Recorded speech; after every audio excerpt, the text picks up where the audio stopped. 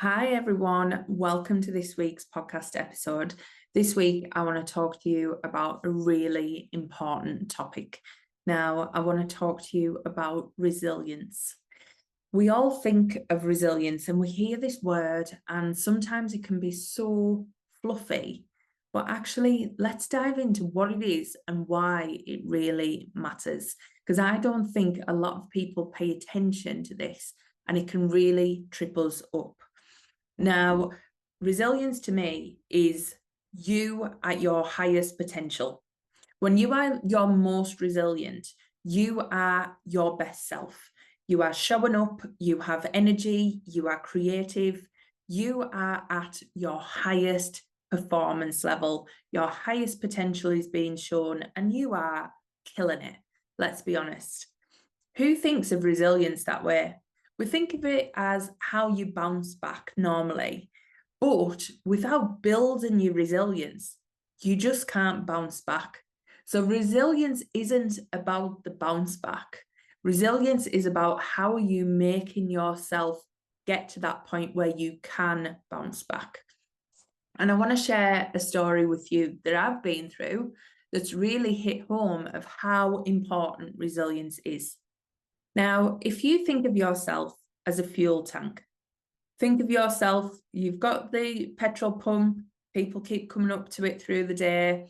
You've got your kids, you've got your husband, you've got your work, you've got your travel to work, you've got all these different things that keep taking bits of fuel out of your tank.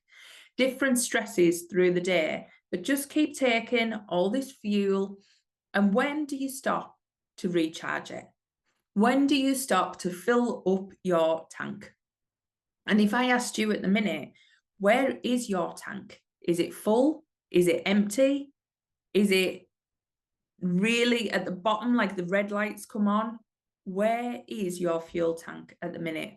Are you stressed to the hilt and you're just thinking, how can you get through each day? And your fuel tank is bare. There is nothing left to give. You are running on fumes, and that is not a good place to be. And most of us, most women in general, do run from fumes. We never think about putting our own priorities first and what actually fills up our tank. Now, there's loads of things that can fill up your tank, and there'll be loads of different things that actually drain your tank, but it's for you to understand what they are. And also, it is your responsibility to fill it up.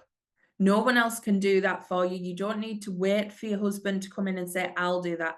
We need to ask for what we want. We need to be able to brave enough and say, I need this. Because let me share my story and how this is so important. Now, going back to maybe 2016, I was in a low place. I had been working for years. I was constantly in the stretch zone, powering through, getting results, pushing. And I changed jobs and I moved into my new job with the same energy. And I was pushing and I was killing it and I was doing really well. I had a very, very successful career right throughout that time. And I kept going and I was smashing it. And then I got my job made permanent and it was great. And I was in this stretch zone, pretty much verging on strain, but that was normal to me. And that was where I had been for a long period of time. So I kept going and I was constantly, achieving, striving, kept going. Things were happening in my personal life, which were tough, but I'd power through and get on. I never thought about recharging. Then what happened was I switched jobs and I ended up working for a controlling boss. Very, very controlling, very, very micromanaging. I'd went from being ultimate, like powering through, doing my own thing, working my own routines, to now suddenly I couldn't do any of that.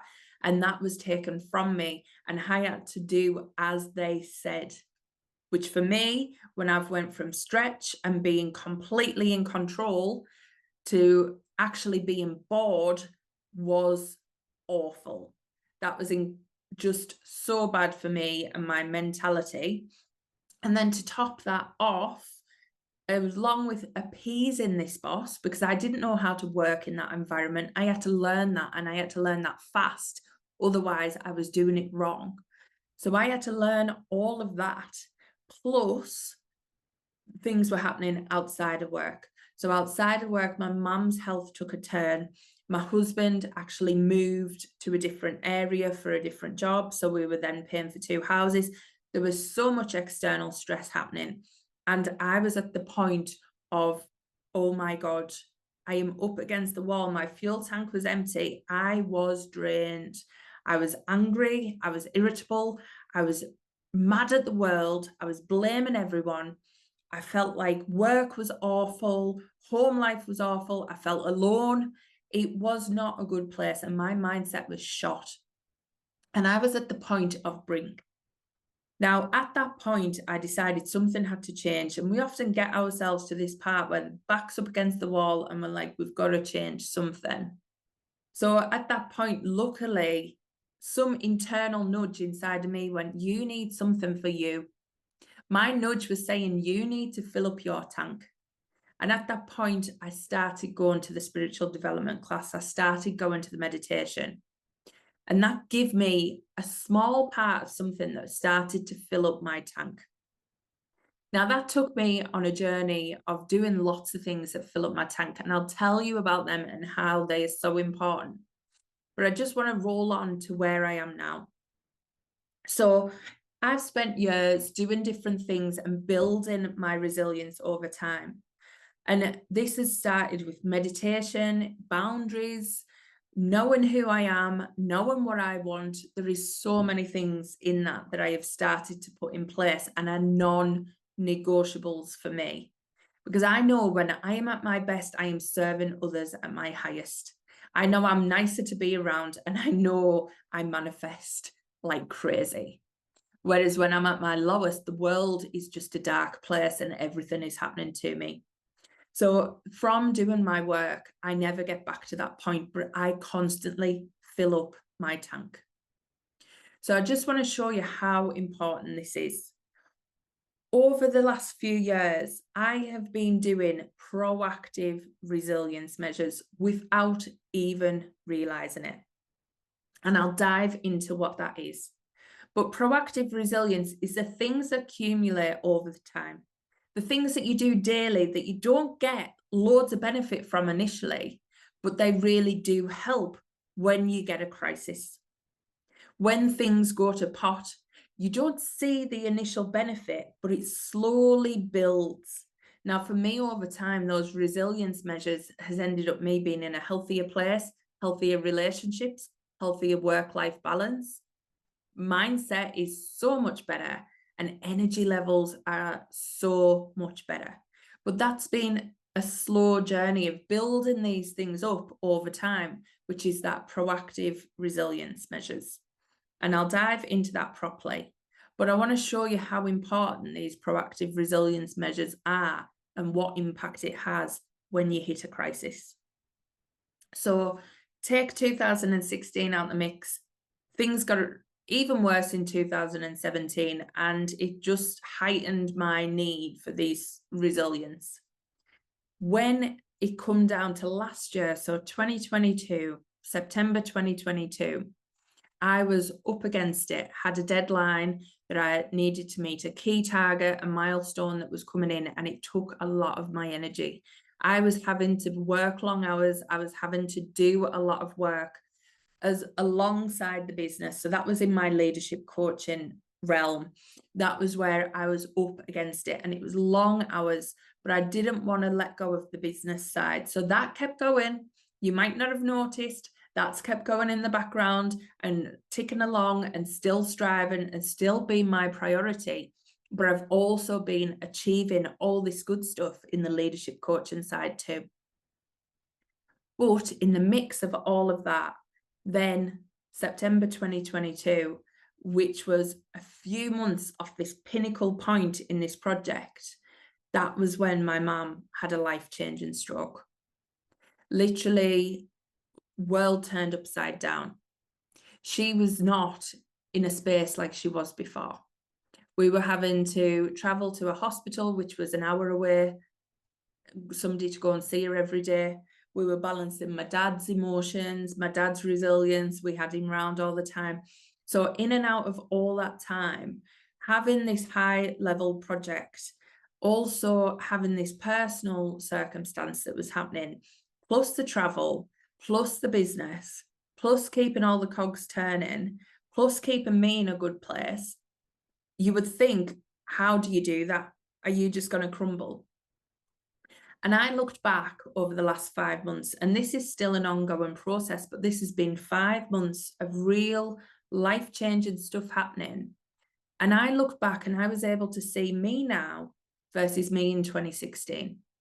Me in 2016, the world had ended. I was literally running on fumes. The stuff that was happening to me, I wasn't in a position to cope because my resilience was shot. I had stretched and stretched and stretched so much that there was no more stretch to give. Whereas me now, I am in a totally different place because my resilience, my fuel tank is full. This happened, and yes, it took stuff out of the reserves, it took stuff out of the fuel tank, but not enough to get me back down to empty. And every time I felt it dipping, I had the things in place to charge it back up, to add that fuel back in. I have never in this 5-month period got to breaking point.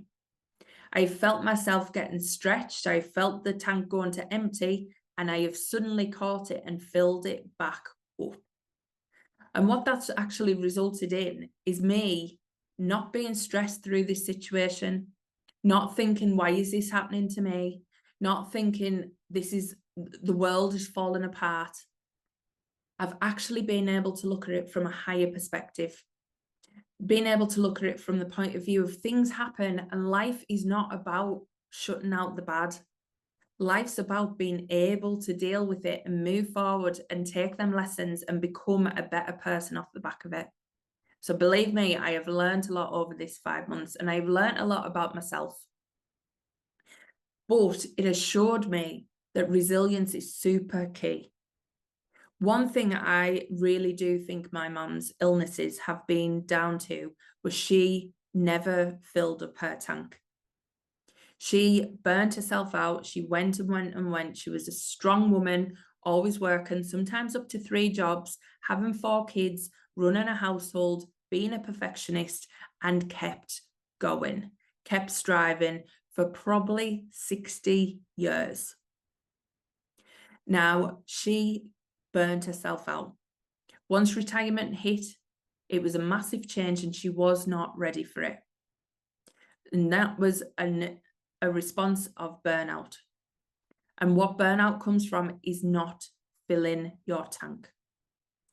So there's different ways to fill your tank. And because I had done all the proactive measures between that 5-year period to where I am now, I was ready for a crisis. I was ready for a crisis, ready to deal with it, and ready to not let it knock me off balance.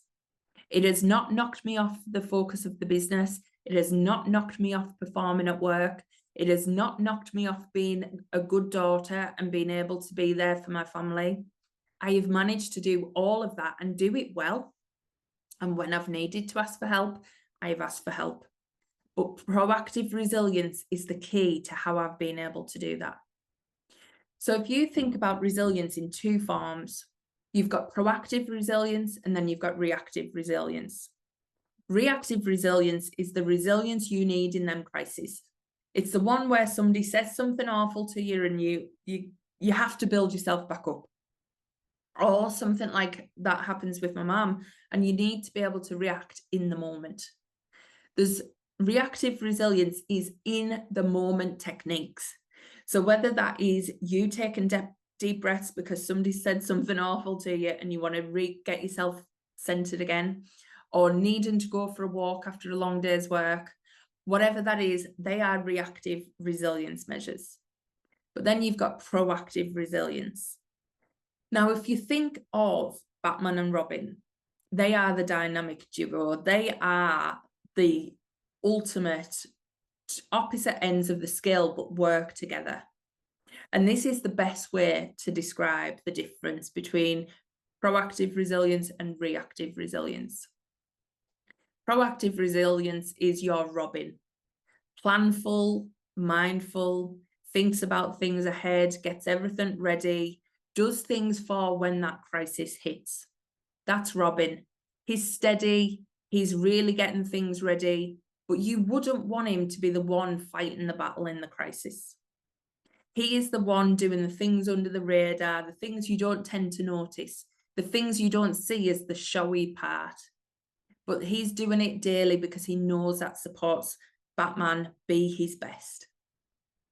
So Robin is the ultimate proactive resilience. He's doing the getting everything ready daily, getting the good routines in place, getting the systems in place for Batman to go and make things happen.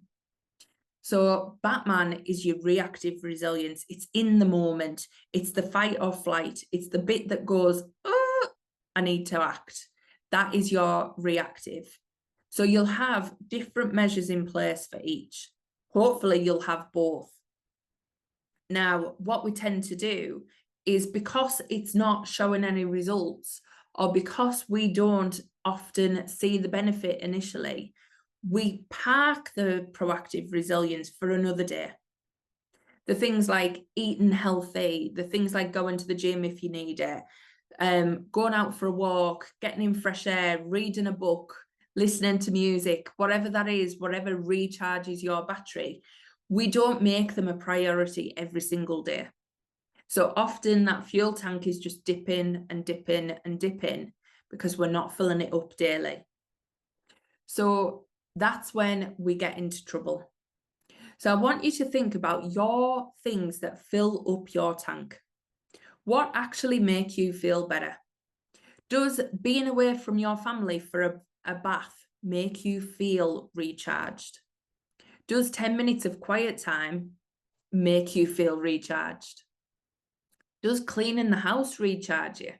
Does going out for a run recharge you?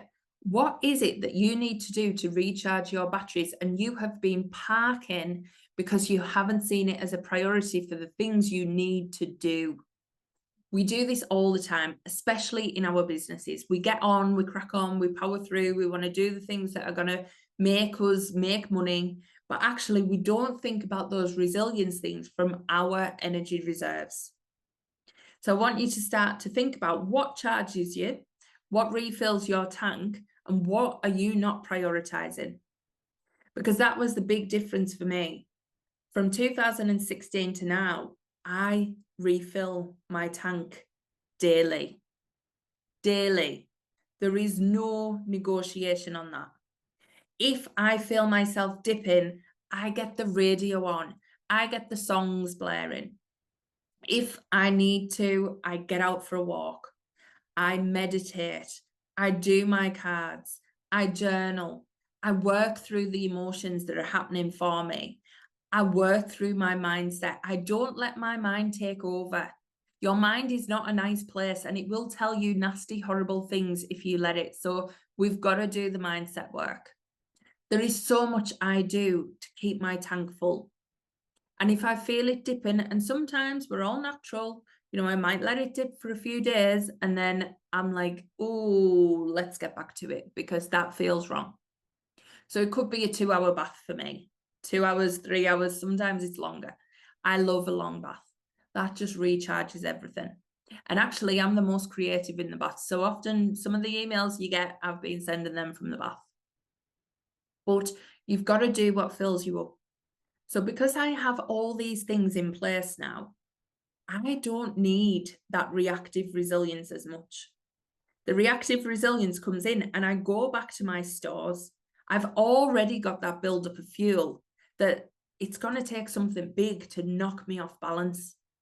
And even though something huge has just happened, it hasn't knocked me off balance because my resilience has been built up.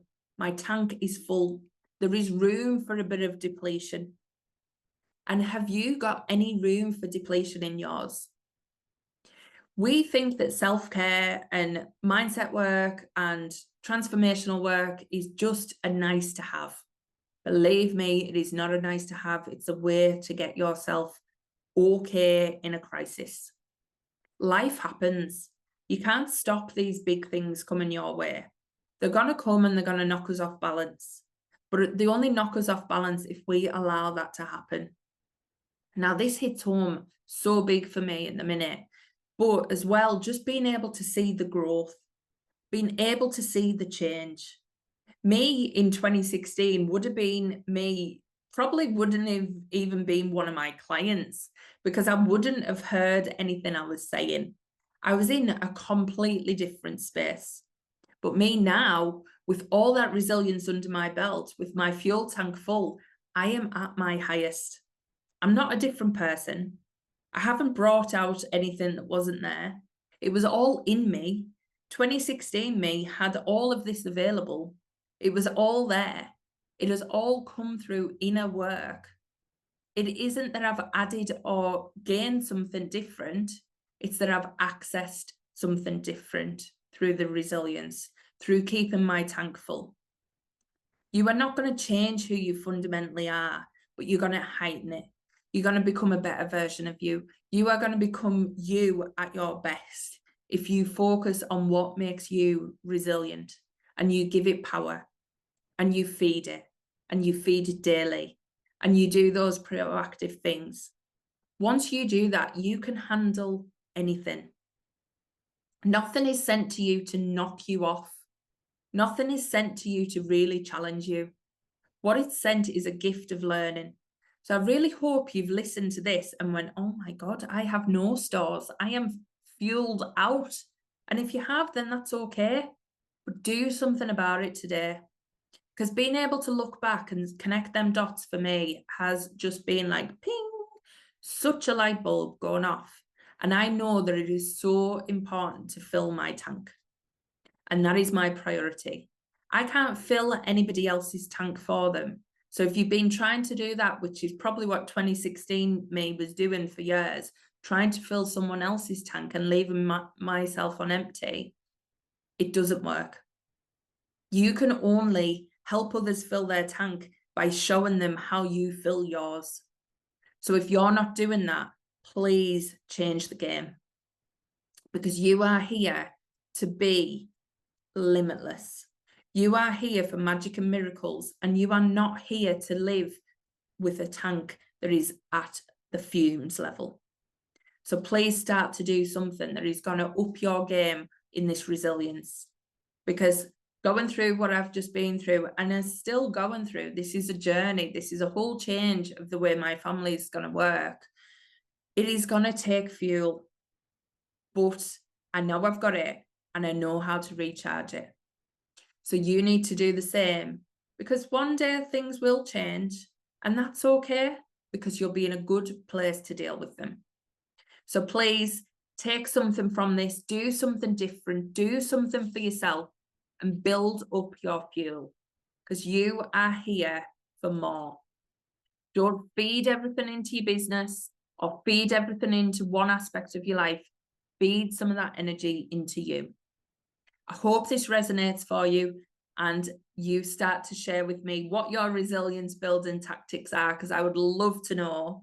So please share them in the Facebook group. It's Manifesting Straight Talk Facebook group. Come and join me in there and tell me what you're going to do differently to fill up your tank, and enjoy it. It's really, really fun. Catch you next time. Bye.